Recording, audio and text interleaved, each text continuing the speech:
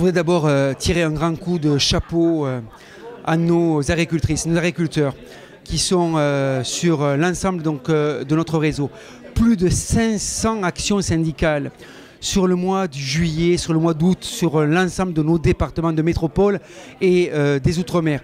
Et puis le 3 septembre, 1733 tracteurs, plus de 7000 personnes, plus de 3700 à Bruxelles et plus de 300 tracteurs pour appeler le gouvernement, l'Union européenne à donner des signes auprès des agriculteurs sur une lisibilité, sur l'ensemble de nos filières, sur le prix, sur le court terme pour accompagner les éleveurs en difficulté, mais aussi sur moins de normes environnementales, sociales. Le combat, il doit continuer. L'action syndicale, elle est permanente. Maintenant, on est mobilisé. Mobiliser le réseau entier pour aller aux préfectures, mettre en place les cellules de crise, demander aux agriculteurs de pouvoir s'y inscrire et puis d'apporter cette bouffée d'oxygène tant attendue par les agriculteurs et continuer un combat structurel pour la défense de nos filières et le prix de nos productions. Comme l'a dit Jérôme Despé, donc la Mayenne s'est inscrite dans le programme d'action de la FNSEA avec la participation active de la FDSEA et des jeunes agriculteurs de la Mayenne. Et c'est pourquoi nous avons voulu aussi suivre le mot d'ordre national du 3 et du 7 septembre pour véritablement avoir ce plan d'action qui permettent dans un premier temps de gérer l'urgence, mais aussi d'attendre beaucoup plus de Bruxelles vis-à-vis des annonces pour pouvoir relever de prix, parce que véritablement ce que attendent nos éleveurs mayennais, c'est de relever le prix de toutes nos productions. Bon, on a depuis maintenant 3 mois beaucoup mobilisé dans nos départements, dans nos régions. Point d'orgue le 3 septembre d'abord à Paris, puis le 7 à Bruxelles.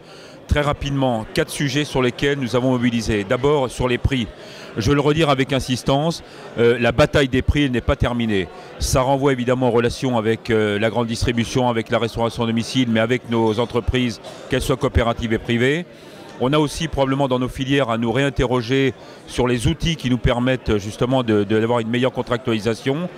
Deuxième sujet, c'était les urgences et le court terme pour à la fois amener un peu d'oxygène dans les trésoreries des exploitations des éleveurs et des polyculteurs éleveurs. C'est le plan gouvernemental. 3 mesures clés, d'abord une année blanche, ensuite des prises en charge de cotisations sociales et puis le foncier non bâti qui devrait être généralisé pour tous ceux qui en font la demande. Troisième sujet, c'est le sujet de la compétitivité avec à la fois un énorme secteur sur lequel il y a beaucoup d'attentes. Je veux parler des normes et de la réglementation, sujet ô combien récurrent à la FNSEA et chez les jeunes agriculteurs, sur lequel aujourd'hui on peut dire que la pause annoncée par le Premier ministre, nous allons la mettre à profit d'une part pour revoir les méthodes de travail entre nous, mais surtout repasser au calibrage de l'expertise des conséquences qu'amènent ces normes sur nos exploitations, l'ensemble des dispositifs, qu'ils soient d'ailleurs communautaires ou nationaux. Derrière les normes, il y a évidemment tout le sujet de la baisse de charges. Ça vaut à la fois pour un volet fiscal, amélioration de la fiscalité des PA des pays. Ça vaut aussi pour les charges sociales, mais ça vaut globalement pour la nécessité aujourd'hui, à la fois dans nos exploitations, mais aussi dans certains de nos outils, d'amener de la modernisation, d'amener de l'investissement, mais surtout de faire en sorte que nous retrouvions des standards de compétitivité par rapport à nos voisins européens. Et puis quatrième chantier, ça ne surprendra personne, c'est évidemment l'échelon européen. Beaucoup de déception, beaucoup de colère de notre part. Il y a une forme de mépris aujourd'hui de la Commission européenne qui n'est pas acceptable. L'embargo russe, nous le subissons. Il faut absolument le traiter à la fois sur le volet interne à l'Europe. Autrement dit, comment est-ce qu'on donne les moyens, par exemple, de faire un peu de stockage de poudre, stockage de porc, stockage de viande bovine? Comment est-ce que nous pouvons exporter sur pays tiers avec quelques restitutions?